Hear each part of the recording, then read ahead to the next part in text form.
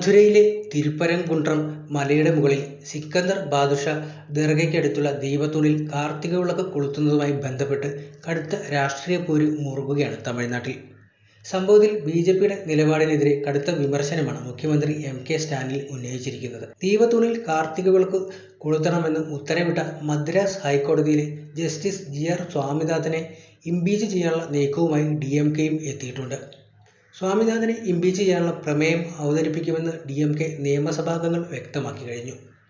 തിരുപ്പരംകുன்றത്തെ കാർത്തിക ദീപത്തിന്റെ വിഷയത്തിൽ ജസ്റ്റിസ് ജി.ആർ. സ്വാമിനാഥൻ പുറപ്പെടുവിച്ച ഉത്തരവാണ് അനാവശ്യ സംഘർഷത്തിന് വഴിവെച്ചതെന്നാണ് പൊതുവെ വിമർശനമുയർന്നിരിക്കുന്നത്. മതനിരപേക്ഷ മൂല്യങ്ങൾ അവഗണിച്ച് ഒരു വിഭാഗത്തെ പ്രീണിപ്പിക്കുന്ന വിധിയായിരുന്നു ഇതെന്നായിരുന്നു വിമർശനം. കേസിൽ വാദം കേൾക്കലിന് ശേഷം സംസ്ഥാന സർക്കാരിൻ്റെയും ക്ഷേത്ര ഉദ്യോഗസ്ഥരുടെയും പ്രതിഷേധങ്ങൾ ജസ്റ്റിസ് സ്വാമിനാഥൻ തള്ളുകയും 100 വർഷത്തിലേറെയായി പാരമ്പര്യമായി നിലനിൽക്കുന്ന കുന്നിൻ ചുവട്ടിലെ തൂണിന് പകരം കുന്നിൻ മുകളിലൂടെ നിർമ്മിച്ച തൂണിൽ വിളക്ക് കത്തിക്കാൻ ഉത്തരവിടുകയും ചെയ്യുകയുമായിരുന്നു.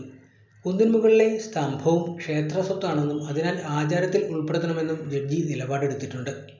ഹിന്ദു മുസ്ലിം വിശ്വാസികൾ ഒരുപോലെ പുണ്യസ്ഥലമായി കരുതുന്ന തിരുപ്പരംകുണ്ട്രം മലയുടെ മുകളിൽ സിക്കന്ദർ ബാദുഷാ ദർഗയ്ക്കടുത്തുള്ള ദീപത്തൂണിൽ തൃക്കാർത്തിക ദിവസം ദീപം തെളിയിക്കാൻ മദ്രാസ് ഹൈക്കോടതി മധുര ബെഞ്ചിലെ ജസ്റ്റിസ് ജി.ആർ. സ്വാമിനാഥന്റെ ബെഞ്ച് അനുമതി നൽകിയിരുന്നു. എന്നാൽ പതിറ്റാണ്ടുകളായി ചെയ്യുന്നതുപോലെ സുബ്രഹ്മണ്യ സ്വാമി ക്ഷേത്രത്തിലെ ദീപമണ്ഡപത്തിൽ മാത്രം വിളക്ക് കൊളുത്തിയാൽ മതിയെന്നായിരുന്നു ക്ഷേത്രം അധികൃതരുടെയും ജില്ലാ ഭരണകൂടത്തിന്റെയും പോലീസിന്റെയും തീരുമാനം.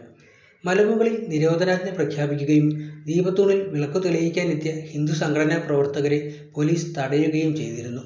ഇത് പിന്നീട് സംഘർഷത്തിലേക്കും നയിക്കുകയാണ് ചെയ്തത്. ഇതുവരെ ക്ഷേത്രത്തിന്റെ പരിധിയിലുള്ള മലമുകളിലെ ദീപത്തൂണിലാണ് ദീപം തെളിയിച്ചിരുന്നത്. മാത്രമല്ല, ഇത് സംബന്ധിച്ച് 1996, 2014, 2016 എന്നീ വർഷങ്ങളിൽ മദ്രാസ് ഹൈക്കോടതി ദീപം തെളിയിക്കുന്നതുമായി ബന്ധപ്പെട്ട കേസ് പരിഗണിക്കുന്നു വന്നപ്പോൾ ക്ഷേത്രപരിധിക്കുള്ള ദീപത്തൂണിൽ മാത്രമേ തെളിയിക്കാൻ പാടുള്ളൂ എന്ന് വ്യക്തമാക്കിയിരുന്നു. ഈ വിധികൾ നിലനിൽക്കുമ്പോൾ ഇപ്പോൾ എങ്ങനെ സിക്കന്ദർ ബാദുഷയുടെ ദീപത്തൂണിൽ അനുമതി നൽകാൻ കഴിയുമെന്നും സർക്കാർ ചോദിക്കുന്നുണ്ട്. എന്നാൽ 6 മാസത്തിനുള്ളിൽ നിയമസഭാ തിരഞ്ഞെടുപ്പ് നടക്കാനിരിക്കെ അത്തരമൊരു ഉത്തരവ് വർഗീയ സംഘർഷങ്ങൾക്ക് കാരണമാകുമെന്നും ഡി.എം.കെ വാദിച്ചു കഴിഞ്ഞു.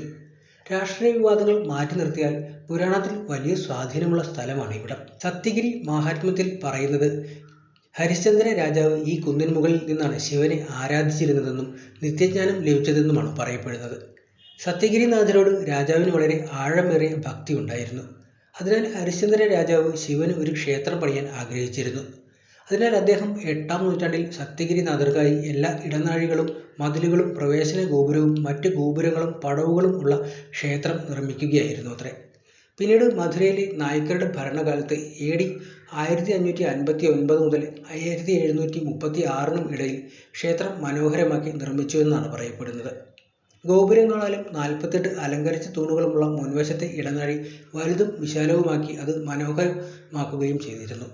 മാത്രമല്ല, അസുര സഹോദരന്മാരെ പരാജയപ്പെടുത്തിയ ശേഷം മുരുക ഭഗവാൻ തന്റെ സൈന്യങ്ങളോടും ഇന്ദ്രാദി ദേവന്മാരോടും കൂടി തിരുപ്പരംകുണ്ട്രം ക്ഷേത്രത്തിലേക്ക് എത്തിയെന്ന് മറ്റൊരു ഐതിഹ്യവുമുണ്ട്. ദേവയാനിയെയും വള്ളിയെയും കുറിച്ച് പഠിക്കാൻ ഈ ഇതിഹാസവും ചൂണ്ടിക്കാണിക്കുന്നു. ഒരിക്കൽ സുബ്രഹ്മണ്യൻ കണ്ട വീർപ്പിലേക്ക് പോവുകയും ആ സമയത്ത് ശ്രീ മഹാവിഷ്ണുവിന്റെ 2 പെൺമക്കളായ അമൃതവല്ലിയും സുന്ദരവല്ലിയും മുരുകനെ കാണുകയും മുരുകനെ വിവാഹം കഴിക്കാൻ തീരുമാനിക്കുകയും ചെയ്തു. അങ്ങനെ അവർ സത്യഗിരിയിലെ ശരവണ പൊയ്കയിൽ പോയി തങ്ങളുടെ പ്രിയപ്പെട്ട ആഗ്രഹത്തിനായി തപസ് ചെയ്തിരുന്നു. ഭക്ഷണമില്ലാതെയും എപ്പോഴും ഭഗവാനെ പ്രാർത്ഥിച്ചും ഗാഢ തപസ് ചെയ്തു എന്നാണ് പറയപ്പെടുന്നത്. ഈ തപസ് സമയത്ത് സുന്ദരവല്ലി ഭഗവാനെ മാത്രമേ പ്രാർത്ഥിച്ചിരുന്നുള്ളൂ. അവരുടെ പ്രാർത്ഥനയിലും തപസ്സിലും സന്തോഷിച്ച മുരുകൻ അവരുടെ മുന്നിൽ പ്രത്യക്ഷപ്പെട്ട് അമൃതവല്ലിക്ക് ഒരു വരം നൽകുകയുണ്ടായി. ഇന്ദ്ര തന്റെ മകളായി ജനിക്കുകയും സമയമാകുമ്പോൾ വിവാഹം നടക്കുകയും ചെയ്യും എന്നായിരുന്നു അത്. സുന്ദരവല്ലിക്കും ഇതേ വരം തന്നെ ലഭിച്ചുവെന്നാണ് പറയപ്പെടുന്നത്.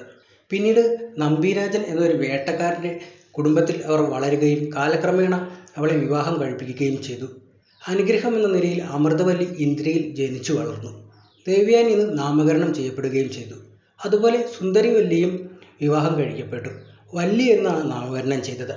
സുബ്രഹ്മണ്യൻ സുരപത്മനെ തോൽപ്പിച്ചപ്പോൾ തിരുച്ചെന്തൂരിൽ വെച്ച് വഴിയിൽ സുന്ദരപത്മനിൽ നിന്ന് മോചിപ്പിച്ച എല്ലാ ദേവന്മാരെയും സ്വർഗീയ ജീവികളെയും പിന്തുടർന്ന് ഈ കുന്നിലെത്തിയെന്നും ഇതിനിടയിൽ ഒരിക്കൽ പരാശരമുനിയുടെ പുത്രന്മാരായ 6 പേരെ 6 മത്സ്യങ്ങളാകാൻ അദ്ദേഹം ശപിക്കുകയും ആ ശരവണ പൊയ്കയിൽ താമസിക്കുകയും ചെയ്തുവെന്നും പറയപ്പെടുന്നുണ്ട്. ഈ 6 മത്സ്യങ്ങളും ശാപമോക്ഷത്തിനായി സുബ്രഹ്മണ്യനോട് പ്രാർത്ഥിക്കുകയും ചെയ്തു. ഭഗവാന്റെ ദർശനം ലഭിച്ചപ്പോൾ അവർക്ക് ശാപമോക്ഷം ലഭിക്കുകയാണ് ചെയ്തത്. ആ സന്യാസിമാർ സുബ്രഹ്മണ്യനെ വന്ദിക്കുകയും പ്രാർത്ഥനകൾ നടത്തുകയും മുരുകനോട് അവിടെ തന്നെ സ്ഥിരമായി താമസിക്കാൻ അഭ്യർത്ഥിക്കുകയും ചെയ്തു. മുരുകൻ സന്യാസിമാരുടെ അഭ്യർത്ഥനയെ സന്തോഷത്തോടെ സ്വീകരിച്ച് അവിടെ തന്നെ താമസിച്ചു. തുടർന്ന് സന്യാസിമാർ വിശ്വകർമ്മനെ വിളിച്ച് സുബ്രഹ്മണ്യന് കുന്നിൻ മുകളിൽ മനോഹരമായ ഒരു വാസസ്ഥലം നിർമ്മിക്കാൻ അഭ്യർത്ഥിക്കുകയും ചെയ്തു. അതനുസരിച്ച് വിശ്വകർമ്മൻ ഭഗവാന് മനോഹരമായ ഒരു വാസസ്ഥലം പണിയാൻ അഭ്യർത്ഥിക്കുകയും മഹർഷിയുടെ പ്രാർത്ഥന പ്രകാരം എല്ലാ ദേവന്മാരും അവിടെ താമസിക്കുകയും ചെയ്തുവെന്നും ഐതിഹ്യമുണ്ട്. ഇതിനിടയിൽ ശൂരപത്മൻ എന്ന അസുരനിൽ നിന്ന് തന്നെയും മറ്റ് ദേവന്മാരെയും മോചിപ്പിക്കാൻ ഭഗവാന്റെ ശക്തിയാൽ സൃഷ്ടിച്ചതിന് നന്ദി പറഞ്ഞ് ഇന്ദ്ര ശിവനെയും പാർവതിയെയും കണ്ട് തൻ്റെ മകളുടെ വിവാഹം നിർദ്ദേശിക്കാൻ കൈലാസത്തിലേക്ക് പുറപ്പെട്ടു. ഭഗവാനും ദേവിയും വളരെ സന്തുഷ്ടരായി ഇന്ദ്രയുടെ നിർദ്ദേശം അംഗീകരിച്ച് അദ്ദേഹത്തെ അനുഗ്രഹിക്കുകയും ചെയ്തു. ബ്രഹ്മാവിനെയും വിഷ്ണുവിനെയും കണ്ട് ഇന്ദ്ര തൻ്റെ മകൾ ദേവയാനി മുരുകന് വിവാഹം കഴിപ്പിക്കാൻ ആഗ്രഹവും പ്രകടിപ്പിച്ചു. ഈ വിവാഹത്തിനുള്ള എല്ലാ ഒരുക്കങ്ങളും തിരുപ്പൻകുന്റം ക്ഷേത്രത്തിൽ വെച്ചാണ് നടന്നത്. വിവാഹവും ഇവിടെ തന്നെയായിരുന്നു. ശിവൻ, പാർവതി, വിഷ്ണു, ലക്ഷ്മി, ബ്രഹ്മാവ്, സരസ്വതി എന്നീ ദേവന്മാർ വിവാഹത്തിൽ പങ്കെടുക്കുകയും സുബ്രഹ്മണ്യനെയും ദേവയാനിയെയും അനുഗ്രഹിക്കുകയും ചെയ്തു. അന്നു മുതൽ ക്ഷേത്രം സുബ്രഹ്മണ്യൻ്റെ വളരെ പ്രശസ്തമായ ഒരു വാസസ്ഥലമായി മാറിയെന്നുമാണ് ഐതിഹ്യം. തിരുപ്പരംകുന്റം സമുദ്രനിരപ്പിൽ നിന്ന് ഏകദേശം 1050 അടി ഉയരത്തിൽ ഒരു കുന്നിൽ കൊത്തിയെടുത്ത ഒരു കുന്നിൽ ക്ഷേത്രമായാണ് അറിയപ്പെടുന്നത്. പ്രധാന ദേവൻ മുരുകനാണ്. കൂടാതെ ദേവയാനി, ശിവന്റെ മറ്റ് ദേവതകളായ പാർവതി, കാളി, മഹാവിഷ്ണു, വിനായകൻ, നാരദ, ബ്രഹ്മ, ഇന്ദ്രനും ശ്രീകോവിലുണ്ട്. ഈ ക്ഷേത്രത്തിൻ്റെ ഘടനാപരമായ അത്ഭുതങ്ങൾ 48 തൂണുകളുള്ള ഇടനാഴികളും വിവിധ ദേവതകളുടെ അതിമനോഹരമായ കൊത്തുപണികളുമാണ്. കൊടിയുമായി നൃത്തം ചെയ്യുന്ന നടരാജനും നന്ദിയുടെ മുകളിൽ ചാരിയിരിക്കുന്ന ഭാവത്തിൽ നൃത്തം വീക്ഷിക്കുന്ന പാർവതി, ബ്രഹ്മാവ്, സൂര്യൻ, ചന്ദ്രന്മാരും ഇവിടെയുണ്ട്.